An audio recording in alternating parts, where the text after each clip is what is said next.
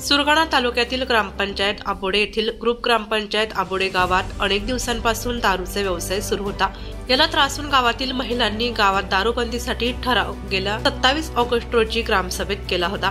तरी देखील त्यानंतरही दारू विक्रेते व पिणारे येतच असून अखेर महिलांनीच दुर्गावतार धारण करून आंबोडे गावातील महिला दारूबंदीसाठी रस्त्यावर उतरल्या आणि गावात दररोज सकाळी व संध्याकाळी विकणाऱ्यांची व पिणाऱ्यांची फार गर्दी दिसून येत होती।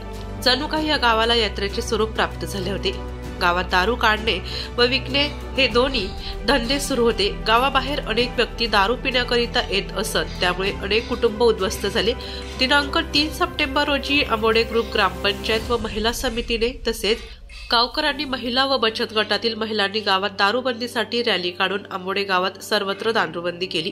यावेळी आंबोडे ग्रामपंचायत मधील सर्व महिला व बचत गट, ग्रामस्थ, पोलीस पाटील कमल पाडवी, पुष्पा पाडवी यावेळी उपस्थित होते।